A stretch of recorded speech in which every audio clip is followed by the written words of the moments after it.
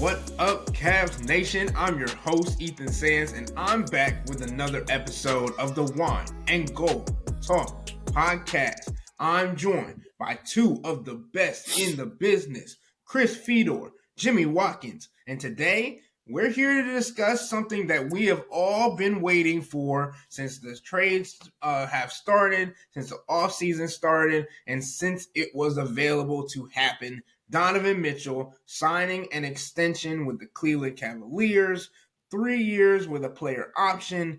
It's a big deal because of how it sets up the team not only now, but also potentially in the future. And Chris, go into the details a little bit more about what is going on with Donovan's deal and how we could see this affect the team to come. First of all, Ethan, I feel like you're downplaying this. You're right. Big deal is a good way to phrase it, but I think a better way to phrase it is this is a monumental day in franchise history. This is a superstar player in his prime that chose Cleveland.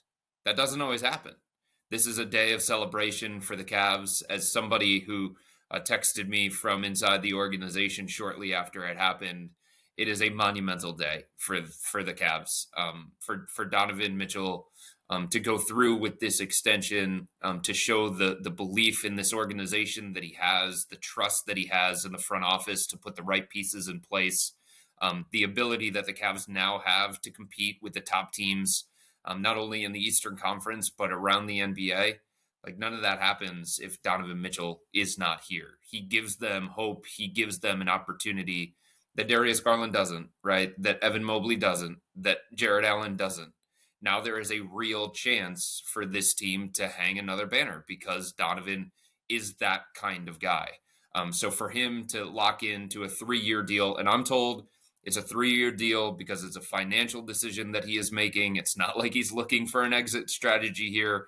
It's really, really smart business to accrue 10 years of service in the NBA and be able to cash in free agency at the end of this contract. So that has nothing to do with his commitment level. That has nothing to do with him wanting players on his team traded. It has nothing to do with leverage and power that he wants to use over this organization.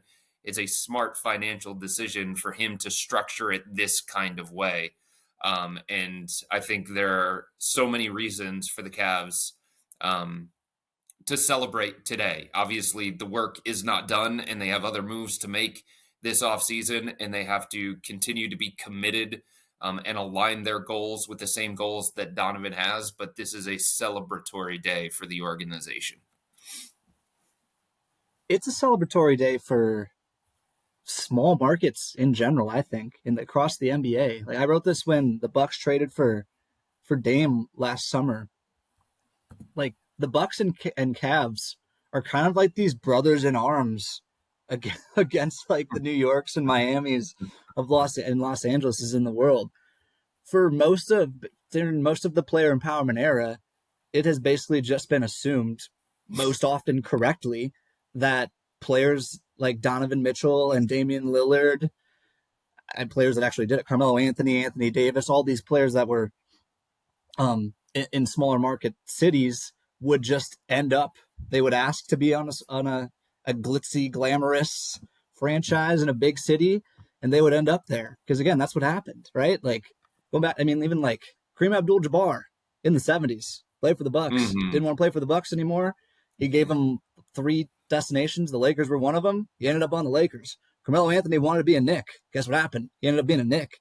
Yeah. Anthony Davis wanted to be a Laker. He ended up being a Laker, right? So like, for the Cavs initially, just like how big of a swing this was, and how ambitious of a trade this was to begin with, for Donovan Mitchell to tell the Jazz, I want the Knicks, and the Cavs say, I don't care.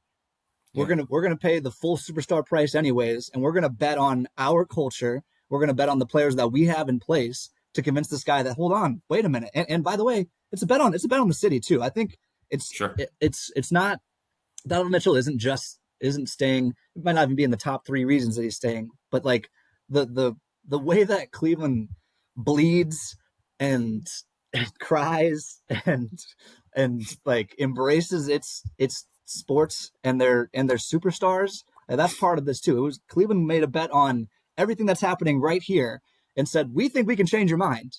Mm-hmm. Like, history be damned. We know what the track record says. We know this could end up blowing up in our face. We're making a bet on us and what we got going on. And it worked.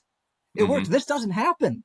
This is like, we got to the point where with superstars, like the Knicks kind of sort of, part of the reason the Cavs got Donovan Mitchell, because the Knicks were like, we think we can get him anyways. So we're not going to give as much in a trade offer. That's what it came down to. We're not going to put all the picks that we put on the table. Eventually they end up ironically putting those picks on the table for Mikal Bridges. But like, that's where we got to. Same with Miami. Miami was like, yeah, we'll give you Tyler Hero and some stuff because we think because we think Damian Lillard's coming anyways. This is like a flagship moment, not just for the franchise, but like for small markets. Like the Denver Nuggets are clapping today. The Milwaukee Bucks are clapping today. The New Orleans Pelicans are clapping today. The Cavs are heroes for a lot of NBA teams today. And what a way to start the holiday week. Come on. Put some bass in your voice, Ethan. It's a big deal. If you go back to 2 summers ago, when there were all the conversations around Donovan and him being available for a trade, the risk attached to Donovan for the Cavs was never, hey, Lauri Markkanen might blow up in our face, or Colin Sexton might go on to be a star player, or boy, that draft capital and, the 13-year-old that we're trading away, essentially, boy, that's really going to pain us. That's really going to hurt us. And it was never about, well, Donovan Mitchell's not going to fit here. Donovan Mitchell's not going to live up to the superstar status. Donovan Mitchell's not going to be an all-star. Donovan Mitchell's not going to be an MVP candidate. It was all related to his contract situation and this widespread belief around the NBA that Donovan wanted a bigger market, that Donovan wanted the glitz and the glamour, that Donovan had eyes for New York. That was the risk that the Cavs were supposedly taking. And for them to say, forget it, we're going to take that risk anyway. We're going to believe in him. We're going to believe in us. We're going to believe in the city. A lot of that risk has been minimized to this point.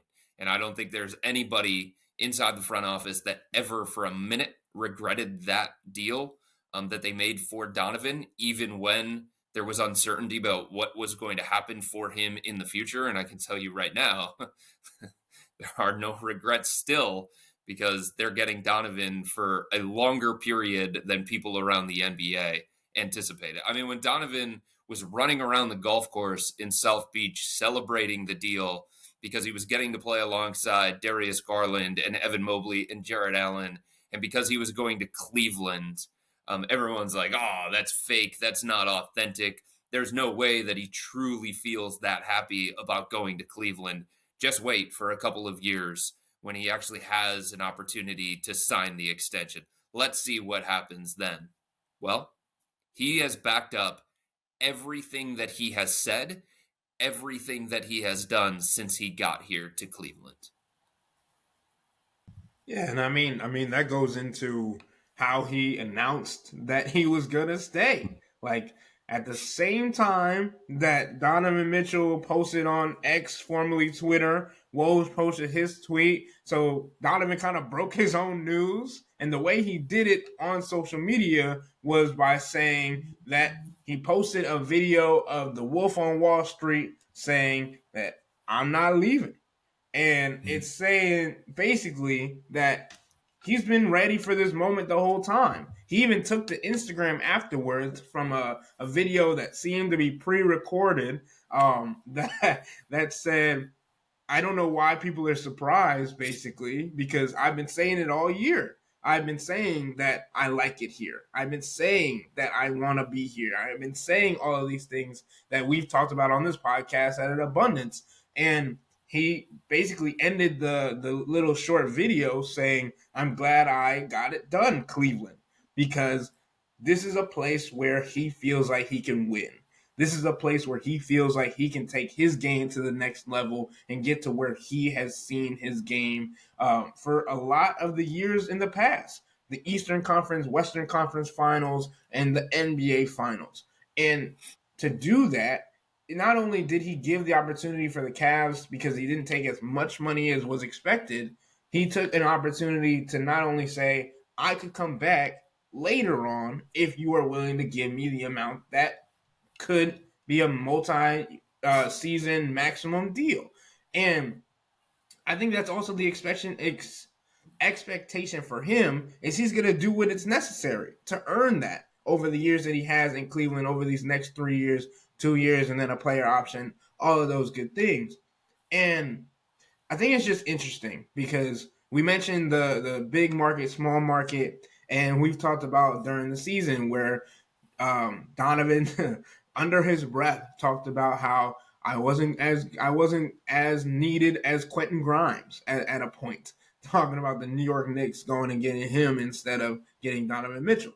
Well, I was in the locker room for that, so I'll explain that with more context for the people that don't know that. So it was after a game against the Brooklyn Nets. I'm in the locker room. Donovan's just kind of mingling around, having different interactions with different people. And it was around the time of the trade deadline. And one of the things that Donovan was talking to or talking about with somebody that was in that locker room, and I was part of that as well, was just the New York Knicks trading away Quentin Grimes, who 2 summers ago was looked at as a potential roadblock to a Donovan trade. That was somebody that Detroit wanted to hang on to. Detroit saw a good future with him. It was one of their young, controllable players, and they were hesitant to put him in a Donovan Mitchell deal. So Grimes gets traded to a different destination. A short time after that was a sticking point in the conversations between Utah and New York. And all of a sudden, Donovan was informed that Quentin Grimes had been traded, and it was for Alec Burks and Bojan Bogdanovic. And the joke in the locker room at that time was, hey, the Knicks wouldn't part with Quentin Grimes for you, Donovan, but they do it for Alec Burks and Bojan Bogdanovic. And Donovan said something in a joking manner along the lines of, guess I'm not good enough then. Guess I'm not as good as those guys then. And then, shortly after that, he said, somewhat quietly, but loud enough for people that were close by to hear, everything happens for a reason. I'm happy as hell where I'm at. And Donovan continued to reiterate that same idea every step of the way, even when the Cavs were floundering at the end of the regular season, even when there were questions about him and Darius Garland together, their on-court fit, even when there were questions about whether the Cavs could compete in the playoffs, when they were losing games in the playoffs against Orlando and all that different stuff. But that moment in the Brooklyn Nets visiting locker room around the time of the trade deadline is something that I thought was meaningful. It's something that I will remember for a very, very long time. Donovan saying, amidst everybody expecting him to leave, everything happens for a reason. I'm happy as hell where I'm at. It just didn't feel like a guy to me that was ever as into New York as everybody expected him to be.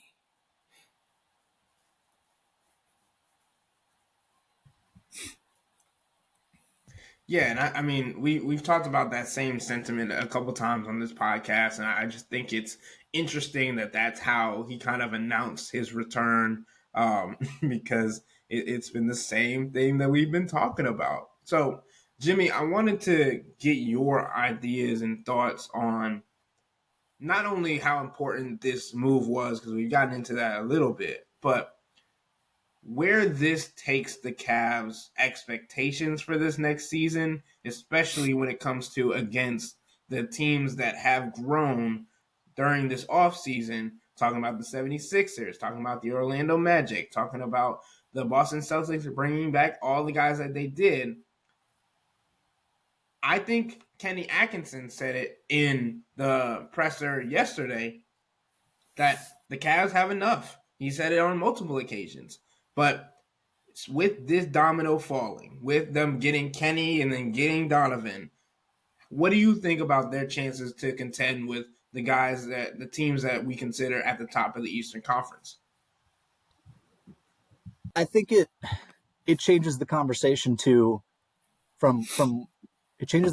from what are their chances this year which is the reality we've been operating in with Donovan for the last 2 years. Because, I mean, I wrote about this a little bit in my column about the extension. Like, one of the many reasons why the Knicks loss in the playoffs 2 years ago was so horrifying was because like Donovan's clock was ticking, right? Like we didn't know this was coming back then. That was when we were all still under the assumption that he had the wandering eye.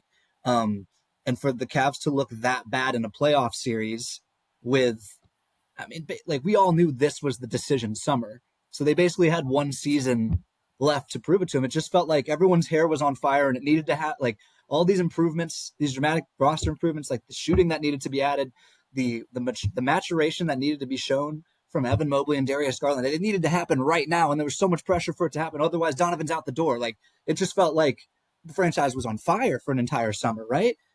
And now with Donovan signing this extension, it doesn't change the urgency, but it does let you breathe.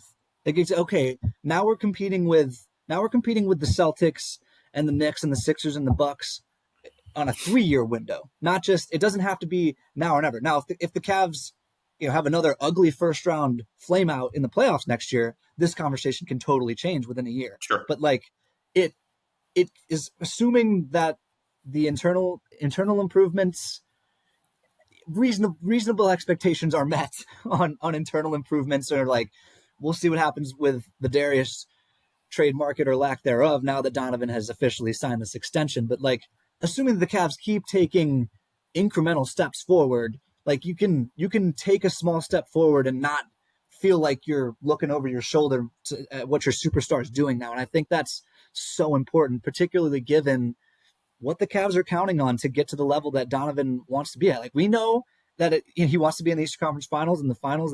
That is still the standard. And the East, particularly in this coming season with Paul George, I still think at age 34, he's going to be an all-NBA caliber player with Philly. Like that's a tough out. Milwaukee, Dame's getting older. Lopez is getting older. Middleton's getting older, but they're still going to be a tough out this year. The Knicks look great. The Celtics are not going anywhere at any time soon, but like, I don't know, like how are the Sixers look in 3 years? Like what do the Bucks look like in 3 years? Like the Cavs can outlast some of these teams. And the big thing is, what does Evan Mobley look like in 3 years?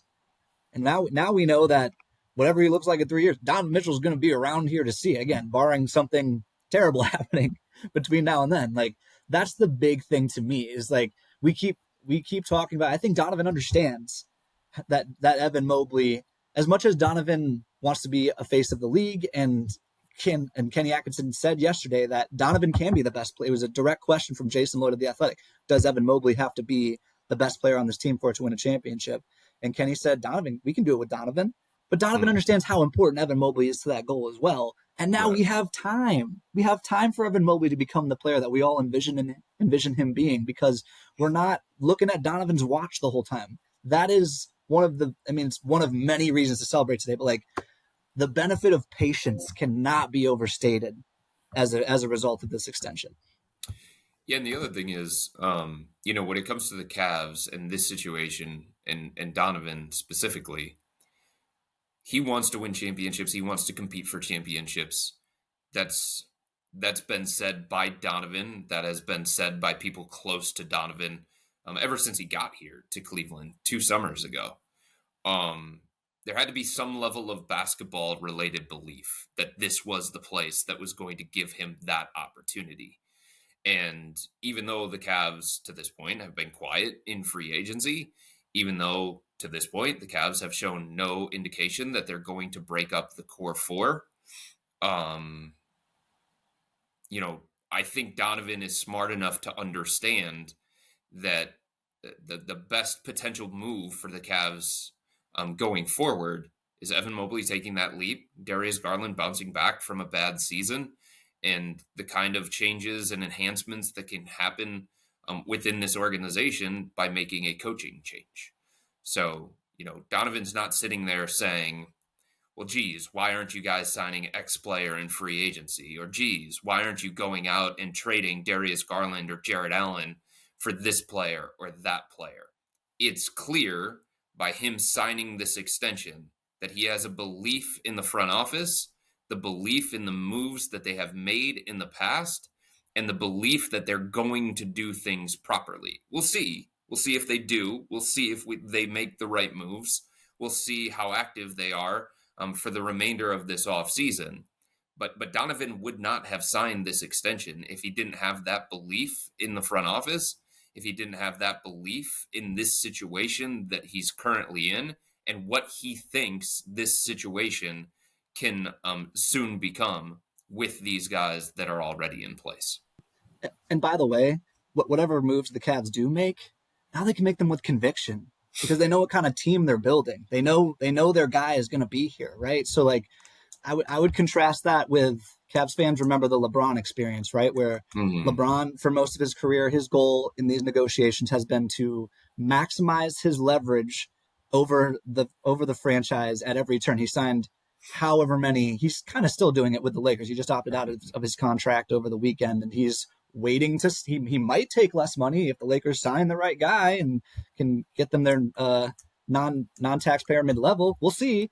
And how many 1+1s, like 1-year extensions, basically has LeBron signed during his career, just to remind the Cavs or the Lakers, like, hey, I could bolt at any minute. Like, you better put that extra draft pick on the table. And it just, as much as I think LeBron has been lauded in some ways correctly for doing that, because he's telling, by doing that, he's signifying to GMs, we got to be all in all the time because I'm LeBron and we're chasing championships as long as I'm around. I see the vision in that, but there's also just like during LeBron's last season, the Cavs were, in 2018, they were a little hesitant to put that extra Brooklyn pick on the table because, like, are you really going to be around for whatever this pick becomes? Like, right.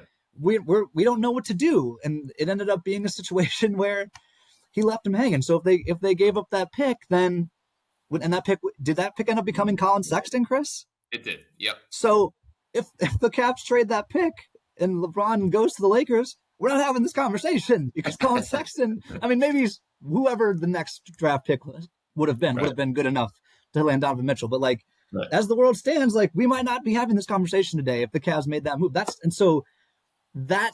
difference is also key because, like, Donovan Mitchell is saying, hey, I understand the value of certainty and I'm trying to give you guys peace of mind. I'm trying to give you guys peace of mind so that you can go about building this franchise with the long view in mind, because we're on the same team here. Donovan Mitchell, it's not just like winning next year.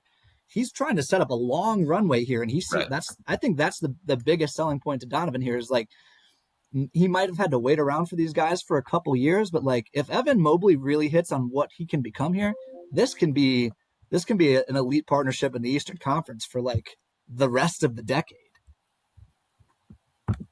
And I think it's interesting and also important to note that the decision for Donovan came after he officially met with Kenny Atkinson, the guy who was going to be running the team for the foreseeable future for the Cavs. And when Kenny Atkinson basically got the blessing of Donovan Mitchell over the phone when they were going through those discussions. But Kenny Atkinson also went to Los Angeles to be a part of the Spider Elite Camp, which Donovan ran this past weekend. And it was said that they had a meeting afterwards and talked about basically everything that the Cavs have going on and also just where Donovan stood. And Chris, based on your reporting, I believe it was at that time that Donovan Mitchell told the Cavs that he planned to resign, if I'm not mistaken. Is that correct? Yeah, over the weekend, the Cavs brought a big contingent to Los Angeles. It wasn't just Kobe Altman and Kenny Atkinson. It was a big contingent there.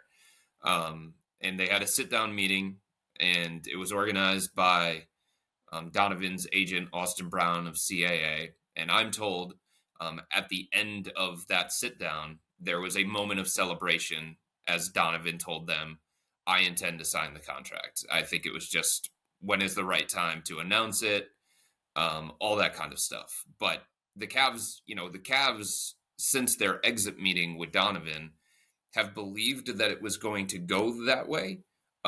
They have believed in some of the things that Donovan has said to them, and they've expressed optimism of Donovan re-signing. So when they got on that plane and they went to Los Angeles to be part of that camp, over the weekend. They were hopeful. They believed that they were going to get a commitment from Donovan. And after that sit down, I'm told that there was a moment of celebration because that's when he told them that he intended to sign with them. In saying that, even before then, guys, he's been in lockstep with this front office. They've talked free agency. They've talked about possible roster enhancements. He talked to multiple coaches during the coaching search. He talked to the front office during the coaching search. And again, it was never a situation of interview this guy or else, right? Sign this free agent or else. Trade this player and acquire this player or else. There was never any kind of stipulation of, okay, if I'm going to sign this contract extension, you have to go out and do this, this, this, and this for the remainder of this offseason. It was just, what's the vision for the organization? Here's kind of where I see some potential enhancements to the roster. And I think Donovan understands that the vision that he has for what this team can become and what this team needs to become to compete with the likes of Boston, New York, Philadelphia, and these other teams in the Eastern Conference, and then the ones out west, like that vision that he has and has had aligns with the same one that the Cavs have. And they're in the lockstep when it comes to those kinds of decisions. And it doesn't mean, like I said, that he's pulling the strings, but he's involved, and he's always going to be involved. And I think that level of involvement is something that certainly appeals to Donovan, and it would appeal to any superstar player. On the Cavs, Kenny and front, Kenny Atkinson said this yesterday, guys. When it comes to star players, when it comes to this partnership. caliber of player, it's about a partnership, and it's about seeing that guy as a partner. And that's how Donovan sees his relationship with decision makers in this organization. And that's how the decision makers see Donovan Mitchell. And I think that's a healthy relationship. On the Kenny front, I'm sure Kenny had a great vision for Donovan. I think the partnership aspect of it probably held weight with him. But I think that superstars tend to listen to other superstars. And again, I don't know anything. I'm not as plugged in as Chris. But I think Donovan Mitchell, as much as it probably helped Kenny Atkinson to go out to Donovan's camp and talk to him and lay out a vision for how he would be used, maybe how he would be used a little bit less, as we talked about yesterday on the pod, I think it helped just as much to, let's say, get that text from Draymond Green and say, hey, this guy knows how to deal with big-time players. I think it probably helped to get on the phone with Steph Curry, and Steph Curry saying, no, this ain't, like, Kyrie and Kev were wrong about this guy in Brooklyn, or he's changed since then. Like, this guy gets it. He was around our team when we won a championship.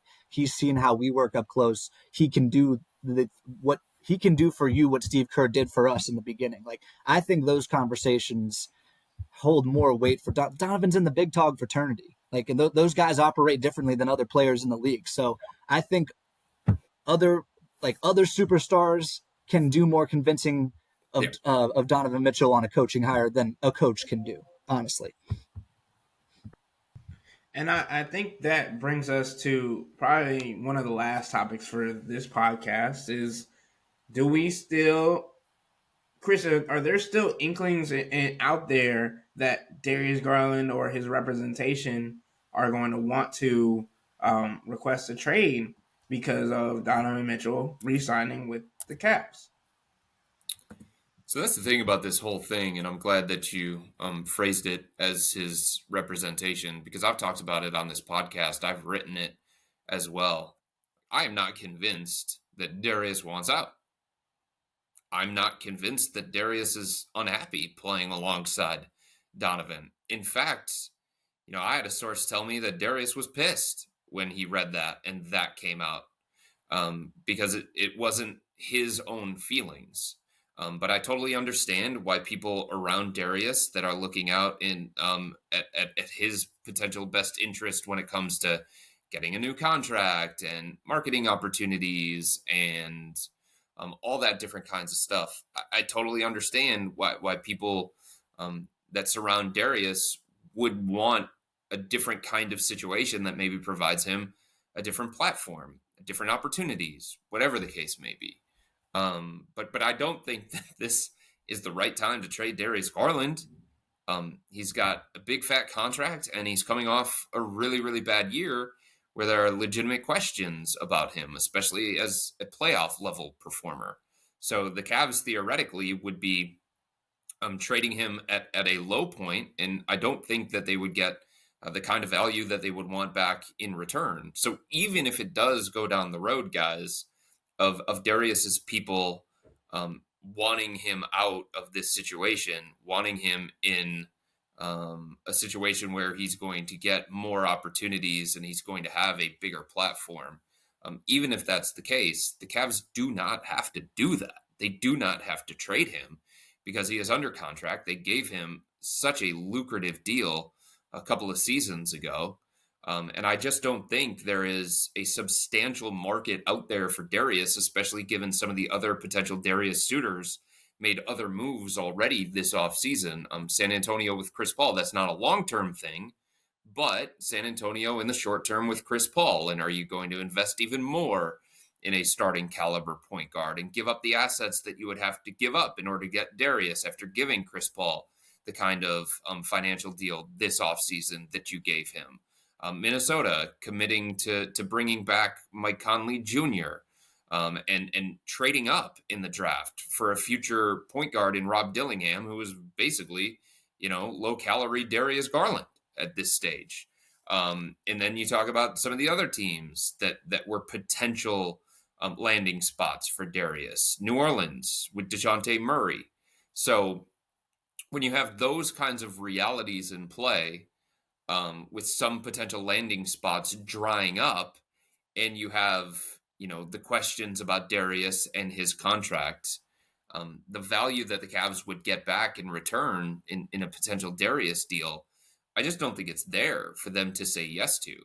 I also think in this current marketplace, with what's available to them in free agency or in a trade, I think there are reasons for them to believe and to think that the potential of the core four together is higher and better than what they could get back in return. So I just don't think, even if Darius and his people, have a kind of conversation and his people say, hey, we're looking out for the best interest in you, both in the short term and in the long term, I don't think the Cavs will honor that trade request. I really don't.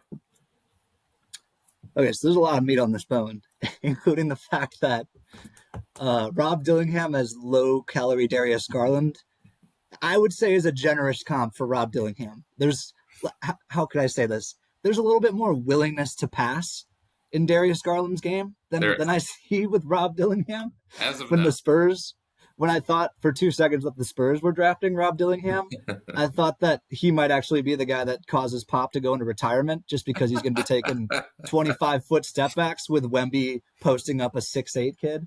That was just a funny comp to me. I like Rob Dillingham. I think he's a fun player. I don't think he is he quite has the floor general trait that Darius Garland possessed coming out of college. That being said, this Darius Garland situation is profoundly strange to me. Both because I don't understand, whether it's, no matter who's saying it's best for Darius Garland, whether it's Rich Paul, whether it's a family member or a friend, whatever, someone in Darius Garland's camp, why are you saying this? Why do you believe that it's best for Darius Garland? Did you watch the playoffs? Did you see how he played in the playoffs? Do you think that a brighter spotlight would be a good situation for Darius Garland? You could now maybe the case is that he's playing out of rhythm a little bit too often because he has to share the steering wheel with Donovan Mitchell. I have always been under the impression that Darius Garland doesn't want to be a gunner, doesn't want to be the guy who shoots 25 shots a game. Maybe he wants full control of the offense, but I've always seen him as more of a true point guard kind of guy, a guy who runs a team and sets other people up, has a pulse on who needs shots and all that sort of thing. I don't understand why, by forcing him into a higher usage, move him up on the scouting report role. Why is that a good thing? Because that thing can go the other way too. Sure like, can. what if we find out a little bit too much about Darius Garland with more time, more camera time? Like, what if the camera adds 10 pounds? What if we find out it actually does add 10 pounds for Darius Garland? And to be fair, Darius Garland could have used the extra 10 pounds last year after he broke his jaw and lost all the weight, right? But like, I don't know if that's as good of a situation as whoever's making that out to be is. The other thing is, like, why? Like, I just don't understand this disconnect between like what Darius wants and what people close to him are saying. Like Rich Paul, I go back. I mentioned the Rich Paul Bleacher Report interview yesterday, and he's asked directly about Darius. And Rich Paul didn't exactly bat away the trade request question. He basically said, he's in a business-like way, he said, I got to do what's best for my client, yada, yada, yada. He basically said, like, yeah, that trade request is on the table if we need it to be. And, like, I can't imagine he's doing that without a conversation with Darius. But at the same time, Chris is hearing that Darius is mad about these reports. And he's actually not that. And you can see it when Darius and Donovan interact. Like, they clearly like each other. I think it's fair to say that the on-court fit has been imperfect so far. But part of that is because, particularly last year, Darius missed a bunch of time. Yeah. And when he came back, he wasn't himself. He didn't play so, well. like, that's part of it, too. That whole situation is so weird for me. And I agree with Chris that now's not the time to trade him. Like, I'm sure they'll get offers if he makes the request, like, officially or whatever, or whoever is making the request makes the request. But I don't think they're going to get the return that they should for the kind of player that Darius Garland has shown he can be. Like, the value is probably at a nadir, honestly. Like, even when he was a young player and showing just flashes of the player he could be, like, you know how this goes. Like, a newer car is always going to be worth a little bit more in the eyes of a GM. And it's just like, we're trying to win right now. Yeah. Darius, if the player you can get, or if the player or players you can get back for Darius Garland do not equal or exceed Darius Garland, what are we doing here? Yeah, like, this is not.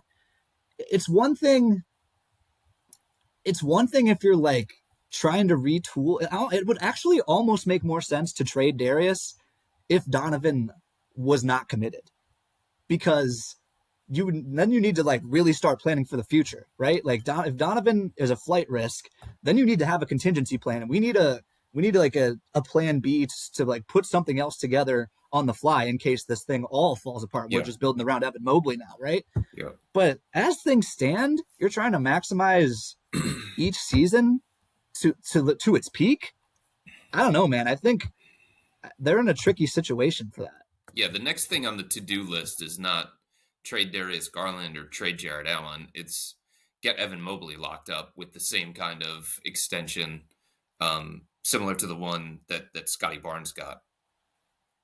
Make him a franchise pillar. And he's obviously viewed as a franchise pillar, but lock him into the contract that solidifies his place as that franchise pillar. Like, that's where the Cavs' focus is right now. Because, like I said, a number of times on this podcast, the conversations that the Cavs had with the coaching candidates that they interviewed during the long process, the indications that they're giving to people around the NBA, it's about enhancing the roster around the core four. It's not breaking up the core four. It's not splitting up Darius and Donovan. It's not splitting up Jared and Evan. And we can sit here and we can debate whether they should do that, whether it's the right move to do that, whether it's the proper fitting core four to reach the goals that they have in place.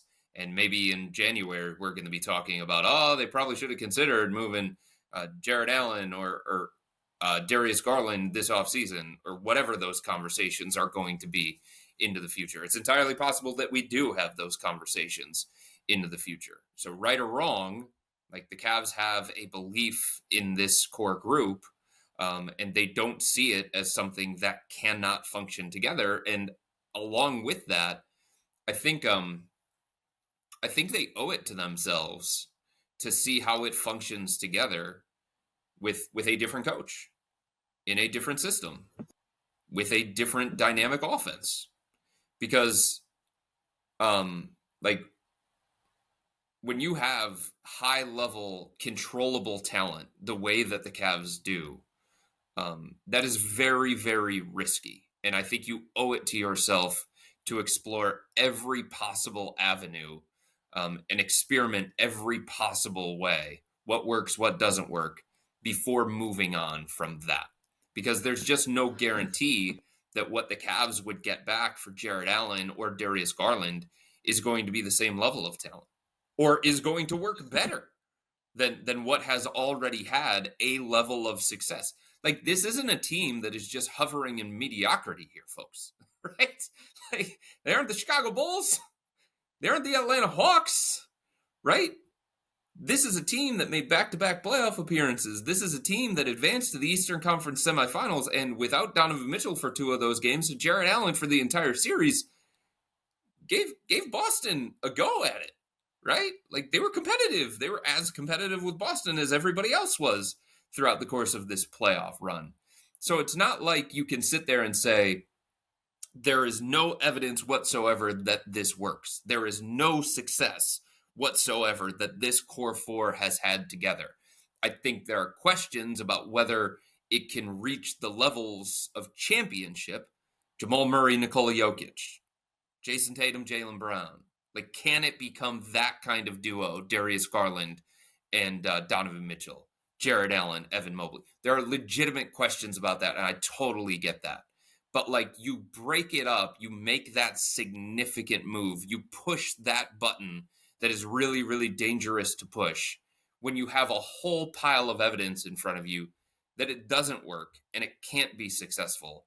And the Cavs in the regular season, I know the regular season, not the postseason, it's a different conversation, but they've got the 5th most wins of any team in the NBA over the last 2 years. Like, there's enough evidence that says this can be successful to some degree. So I just don't think they need to make a panic overreactionary move where they just assume that whatever they get back in return for Jarrett is going to fit better with Evan, or whatever they get back for Darius is going to fit better next to Donovan. Because there's a chance that it doesn't. Like, DeJounte Murray and Trae Young didn't fit, right? So there's, like, no guarantee that what they would get back in return. There's no guarantee, because you haven't seen it play out, that Brandon Ingram would be a better fit next to Donovan Mitchell. Maybe he wouldn't, because he would hijack possessions and he would run a bunch of ISO and stuff like that. You know what I mean? So we can't just assume that whatever they could get for Darius would be better because it's not Darius and because the guy's tall. Okay, so here's the thing. I agree it is working to an extent. They are not the Bulls. They're not the Hawks, who the Hawks lost in the play-in last year, I think, and are basically like the play-in kings. They're there every year. They're clearly as competitive. That's a nice way to say it. As they were against the Celtics, those games were competitive. It was a 5-game series. It was. And I don't think the Celtics are sweating this morning, hearing the news that Donovan Mitchell has extended with Cleveland. He's a great player. Him individually, when he has the ball, they are scared of him. The Cavs as a team, I'm not quite as sure about that. I don't think we're there yet. But would they be sweating if they signed Buddy Hield? No, right? No. But I'm just saying, like, I think what are we talking about? They're like somewhere between the Bulls and Celtics. And sure. They're not in mediocrity, but they are kind of stuck in the middle still. And hold on, there's a lot of teams in between the Celtics and the Bulls, dog. Yeah. For sure. Okay, let's do this. If there's a deal out there in this trade marketplace that the Cavs say, hey, that gets us closer to Boston, they're not just going to dismiss it outright. Sure. They're going to consider it, and they might even pull the trigger on it. But that just, all I'm saying is, it doesn't feel like that exists in the marketplace. It just doesn't feel like there's a move out there to be made that's going to get them to a level where Boston is fearful of them. I hear you. I do think, though, that, like, eventually, like, we can, like, I think it's more that. I think it's more the deal doesn't exist than it is we need to see if Donovan Mitchell and Darius Garland can become that kind of tandem. Because, like, frankly, history already says they aren't. Like, I wrote this last year. The last there's been like one NBA Finals MVP shorter than 6'6" since the turn of the century, and it's Steph Curry, who's like a once in a generation type player. Right, right. Now that doesn't mean like Donovan Mitchell is a special player who, particularly given the way the Cavs are built with like elite rim protection, like you put the right kind of defensive players around him. If Evan Mobley becomes the kind of guy that we think he can be, Evan Mobley can be the Cavs' most important player, and Donovan Mitchell could like still win a Finals MVP with this kind of roster. I just think that like second in command, Darius Garland, history says no. Sure. History says no, and to this point, our eyeballs say no. So it doesn't have to be now. It probably shouldn't be now, but I think we're kind of headed there eventually.